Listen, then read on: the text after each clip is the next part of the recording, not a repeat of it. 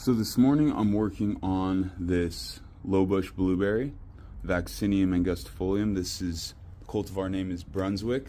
Got this from Zamzows yesterday. First thing I did was tag it with a nice permanent tag. And then I'm gonna pot it up, and I'm actually trying out this new mix here. Okay, this is just peat moss and pine flakes. It's really nice and lofty, so we're gonna see how it does simulating kind of that forest duff environment that blueberries and other vaccinium really like.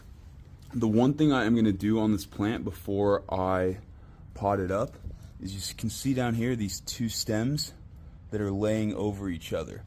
This one right here originates from this place, from this stem, and I don't like how they're crossing. I don't want that in the long term. So I'm actually going to cut this one. It's going to remove a lot of material that I'd like to keep, but I don't want that crossing. I don't want that. That's a good rot spot. They get all tangled up. It's just no good. I want all the stems to go in their own direction. So I'm going to cut that off, and then I'm going to have a bunch of material here. I'm going to make cuttings. I'm going to dip it in some rooting hormone, and then I'm going to plant it into the same kind of mix and keep it in this greenhouse.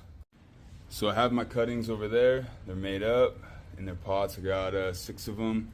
And then I pulled this guy out of the pot, and I see that he's not by any means root bound, but I have a lot of fine roots that are on the edge of the pot.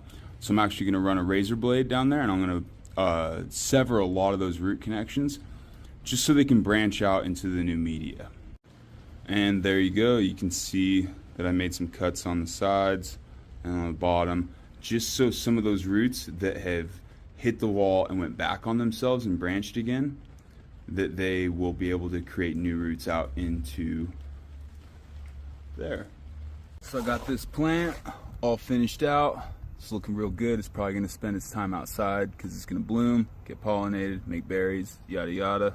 I have the cuttings right here. I took off all their buds, all the blooms. I left the leaf buds. A couple of them don't have leaf buds, so we'll see how well they do. They're sitting in water to make sure they stay moist. I wanted them low so they get a little bit of shade. We'll see how they do.